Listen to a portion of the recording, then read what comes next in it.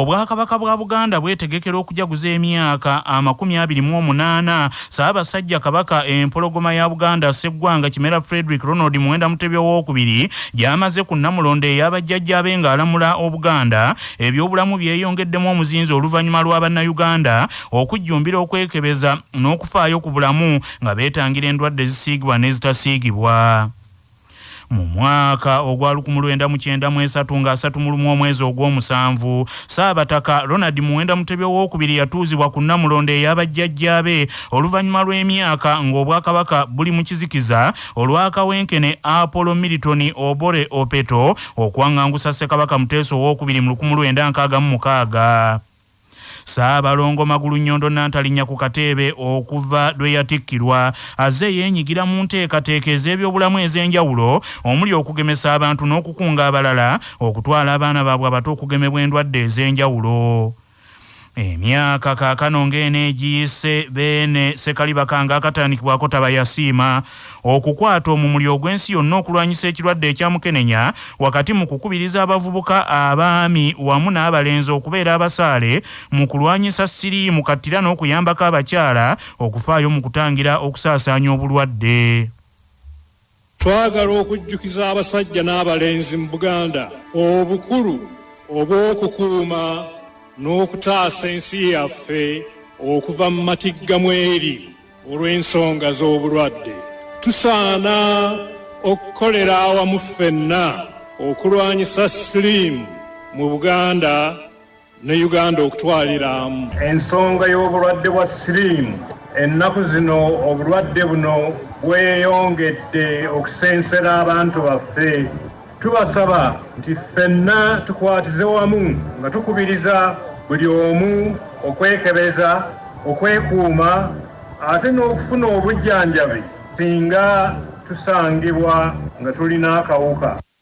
Minisita avunaanyizibwa ku byobulamu ebyenjigiriza abakyala n'ensonga za yafeesi ya Nnaabagereka Oweekitiibwa Dr. Prosperous Nankindu Kavuma agamba nti Lukoma Nantawetwa mu myaka 28 awaddeyo embuga z'amagombolola okuzimbibwako amalwaliro n'okuteekawo ennaku ez'enjawulo okutumbula ebyobulamu. Yawaayo olunaku lwa 11 Kasambula buli mwaka okubanga lwe lunaku lw'ebyobulamu mu Bwakabaka bwa Buganda. Akoze obutaweera mu kulwanyisa mukenenya, yeetabye mu miramu egy'enjawulo egy'ebyobulamu kugeza mutabamiruka w'abakyala yawa omulamwa gwa byabulamu okumala emyaka 3 okutuuka 23. Mu misinde gy'abeene egy'amevunda byalo yatuwa omulamwa gwa byabulamu ogugamba nti mu kiseera kino ekya COVID-19 yatulumba Ssaabasajja yeenyigidde mu kulwanyisa COVID ng'akubiriza abantu okugoberera amateeka. Twagala okwebaza Beene mu ngeri y'enjawulo kubanga ebyobulamu abitadde ku mwanjo emyaka 28. Yakola ekyewuunyisa mu kugema abaana nti mu 1997 abaana abageme baali ebitundu 2 ku 100. Naye Beene bwe yeenyigiramu n'alagira Obuganda n'abantu b'okugema abaana okutuuka mu 2005 abaana wakati w'ebitundu 9 ku 98 mu 100 baali bagemeddwa. Ssenkulu w'ekitongole ekya Kabaka Foundation omukungu Edward Kaggwandagala agambye nti nnyinimu Nanteetooloolwa mu buweereza bwe mu myaka 28 ayambyeko gavumenti eya wakati mu kukuŋŋaanya omusaayi okukebera abantu endwadde nga hepatitis B, sickle cells n'endala ezaali zitafiibwako kyamaanyi. Tusobodde okutambula amasaza ga Buganda gonna okusobola okulaba nti tutuuka ku muntu oyo yeetaaga okubeera mu byobulamu. Mu bulwadde buno obwa hepatitis B nsuubira nti ekitongole kya Kabaka Foundation kikoze omulimu munene. Ffe nga Kabaka Foundation amaanyi gaffe buvunaanyizibwa Kabaka bwe yatuwa buli bwa kubeera ku muntu oyo eyeetaaga okubeera mu buli mbeera. Mu ngeri y'emu ng'ekitongole emyaka gino Mukama waffe gyakulemberedde Obwakabaka tusobodde okukyusa obulamu bw'abantu abali mu gotteko ate nga tukyagenda mu maaso okulaba nga tukyusa obulamu bwabwe. Ekitongole kino era kiri mu kulaba nga Yaliko minisita w'ebyobulamu mu Bwakabaka bwa Buganda ow'ekitiibwa Dr. Ben Kiwanuka Mukwaya agamba nti mu myaka gino 28 Obwakabaka butumbudde nnyo enkola ey'okukuba ensiisira n'okusembeza obujjanjabi mu bantu ba bulijjo, okukola emikago egitumbula ebyobulamu n'okubunyisa amawulire ku ndwadde ez'enjawulo. Ow'ekitiibwa Dr. Ben Mukwaya agambye nti emisinde egy'amazaalibwa gyongedde okumanyisa abantu ku kwetangira endwadde, naddala endwadde eya fistula, sikoseozi mukenenya kookolo n'endwadde endala.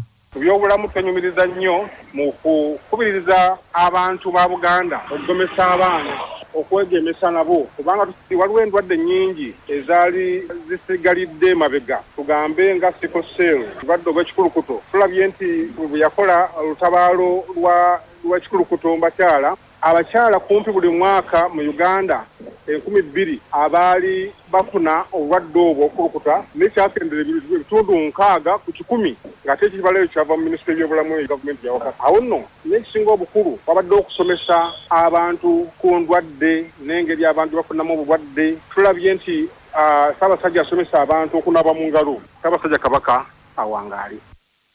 Gavumenti ya Uganda egenda kufulumya amannya ag'abantu bonna abafunye ensimbi ezateekebwaho okuyambako abantu abakoseddwa omuggalo ogwava ku lumiima mawuggwe, ng'enteekateeka eno emaze okuggalwaho ku nkomerero ya sabbiiti eno, anti bulijjo akatali kabba eggumba osuula mu mulyango. Ssaabaminisita wa Uganda Nabanja Musafiri ategeezezza CBS nti okufulumya amannya g'abantu abafunye emitwalo 10,000 ezateekebwaho Pulezidenti Yoweri Museveni okuyambako abantu abakoseddwa omuggalo gwa COVID-19 kyakuyambako okuteekawo obwanjulukufu mu nteekateeka eno, wamu n'okugyawo okubuusabuusa okwabamu ku bakulembeze abaagala okukuba ebituli mu nteekateeka eno. Kati nga bwe mumanyi nti ekigendererwa kya kino kyali kyakuyambako, naye nsiima abagabi b'obuyambi bonna abatuyambako okulaba ng'abantu baffe babeerawo. Kati nammwe mugezeeko okubanoonya, naye tujja kuparedinga amannya ago n'ebifaananyi by'abantu tubiina, tujja biteeka mu mawulire. Eno gavumenti tuze nankuba mpya tukolesa bwerufu.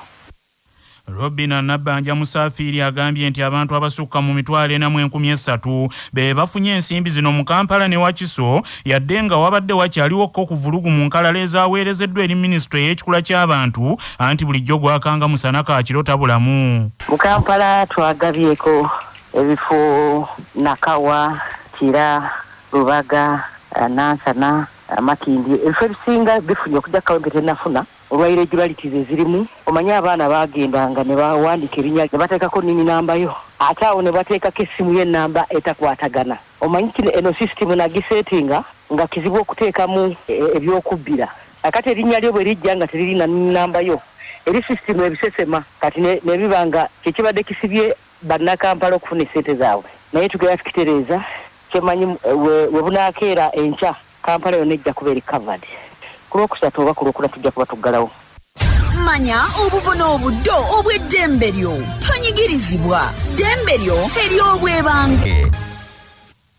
Kimenya mateeka omuntu okuwaayo ekiwandiiko ekijingirire gamba nga ebbaluwa ez'ebyobulamu nga munnamateeka Usama Sebuufu bw'annyonnyola. N'okupresentinga ekiwandiiko ekijingirire ng'okimanyi kyali kijingirire n'ogenda n'okiweereza ofiisa wa gavumenti mu kino bangema, ekyo nakyo kimenya mateeka. Era mu mateeka gafa kita uttering a false document. Kasita okiwaayo ng'omanyi kijingirire ne bwe tomanyi nti kijingirire n'okiwa ofiisa wa gavumenti nga kiraga nti bakugema naye nga si kituufu kya ku Nasa Road, era nakyo kimenya mateeka. Kibooko ekedde kuddamu kunyooka mu Kampala nga poliisi egobaganya abantu ababadde bakedde okweyiwa mu kibuga nga kino kyawukana n'amateeka agaateekebwawo omukulembeze wa Uganda mu kulwanyisa ekirwadde lumiima mawuggwe. Omusasi waffe Kato Dennis Luwandagga ali mu Kampala. Afande kiri mu binze ndi muna Uganda kiri mu binze egali yange bagenda gireka bali eri bagitwale. Abayingira ekibuga ky'eggwanga ekikulu Kampala naddala nga bava ku luguudo olw'Entebbe olunaku olwaleero bongedde okuloza ku bukambwe bwa poliisi obw'ekitalo bwe bakubyemu kibooko ng'eyagala baddeeka nga egamba nti nno kaweefube ono agendereddwamu kutangira kusaasana kirwadde kya COVID-19. Enguudo ez'enjawulo okutandikira ddala ku katale ka Usafi, so nga ate ne bw'oba otuuka ku ssaawa ya Queen wateereddwawo abasirikale ku mulundi guno n'abalina kkala tebakkirizibwa bulungi kuyingira kibuga Kampala okuggyako abasawo era nga mu ngeri ey'enjawulo ku mulundi guno n'abavuzi b'obugaali tebakkiriziddwa ng'obusukka 40 buboyeddwa mu bifo ebirala ebya Kampala okuli Wandegeya ate era abantu bakkirizibwa okutambula era bw'oba otuuseewo olabira ddala ng'abantu bayingira kibuga Kampala kwekolera ku ssente so nga ate mu bitundu biri eby'oku luguudo olw'Entebbe ku ssaawa ya Queen bw'otuukawo oyinza okulowooza nti obudde bwa kawungeezi bannakampala beddirako bamaze okukola ku nsimbi mu katale k'ewa Kisekka obutafaananako nga bulijjo ng'abasuubuzi babadde bakkira ne bakola ku mulundi guno tewali dduuka lyonna lyonna liggule era ng'abalabwako be bali ku bizimbe ebiri mu kuzimbibwa abamu ku bannansi kya basafama beegeddeko nabo bategeezezza nti ekibaleese mu kibuga Kampala kukola ku nsimbi naye ne beemulugunya naddala abo ababadde ne kkaadi ezibakkiriza okuyingira okukola emirimu egy'enjawulo nga beeyita ba essential workers bano bagamba nti poliisi olunaku olwaleero tebayisizza bulungi nga n'abamu bayisiddwamu ku kibooko ku lwa Kyabasafama nze Dennis Katolu Wandagga mu kibuga Kampala wakati ebyo nga bikyali awo omuntu omu afiiriddewo poliisi bw'ekedde okukuba amasasi ku katale ak'okukaleerwe ng'egumbulula abantu beegamba nti bangi mu katale kano ekiri kalero waneno poliisi eze mu kugumbulwane n'abantu mu katale nakati era baba nera bakyabagumbulula bali mu kudduka bisinde poliisi etandise okuba amasasi okukakana nga batiddemu omuntu mulamba kubya amasasi abadde mu katale munda waneno kalero era abasirikale bakyali bangi omulambo bagujja bagutadde kabangali bagutute mulago abantu bagumbulwa abantu nti abantu bangi mu katale baagala social distance ne social distance tegeeza kukuba bukubi bantu masasi ati sibandika kuba embanga ne batakuba bantu ate masasi amyuka ssekamwa wa poliisi mu Kampala n'emiriraano Luka Owesigire agambye nti embeera eno bakyaginoonyerezaako. Owesigire agamba nti bagudde mu lukwe lw'abavubuka abaagala okwekalakaasa olwaleero nga beemulugunya ku ngeri ebiragiro bya gavumenti gye biteekebwa mu nkola. Era nga twagala okutegeeza wonna abali emabega w'okupulaaninga enteekateeka zino okuyimiriza enteekateeka zino era nga tubasaba okunoonyayo engeri endala zonna zebayinza okuyisaamu obubaka bwabwe ne butuuka ku oyo gwe baagala ogyeko okuba nti bakuŋŋaanya abantu okuba nti no beekalakaasa. Amawulire g'ebyemizannyo mu mawulire gaffe aga Kyabasafama. Omuzanyi wa kilabu ya Sports Club Village Ogosa Longo Ronald Sekiganda addukidde mu kibiina ekiddukanya omupiira mu Uganda ekya FUFA ng'ayagala FUFA ekake Village Ogosa Longo emusasula ensimbi z'abanja ate n'okumutaanoonya ekibanja awalala ebintu bireme kufuuka byakyowoola otudde ekibanja oyimiridde. Mu bbaluwa gy'awandiikidde akakiiko akakola ku nsonga z'abazannyi mu FUFA aka FUFA Players Status Committee, Ronald Sekiganda agambye nti kilabu eno emaze ebbanga eriwerako nga temusasula musaala gwe. Ronald Sekiganda ayagala FUFA eragire Village Ogosa Longo emusasule mu bwangu ddala ate mukkirize agende mu ttiimu endala n'atuukiriza ebigendererwa bye kubanga bulijjo bw'osika ekitajja ddiba lya nkoko mu ngalo. Ono asigazza omwaka gumu ku ndagaano ye ne Village Ogo era kilabu okuli URN Express FC mukwano gw'abangi zimwegwanyiza. Ronald Sekiganda yava mu mpaka z'amasaza eza 2019 mu ssaza Bulemeezi okwegatta ku Village Ogo oluvannyuma lw'okulondebwa ng'omuzannyi eyasinga okukyanga endiba mu mpaka ezo n'ayamba ne Bulemeezi okuwangula ekikopo. Bannaffe amawulire ag'essaawa eno bwe gatyo bwe gagenze tova ku leediyo ey'obujjajja.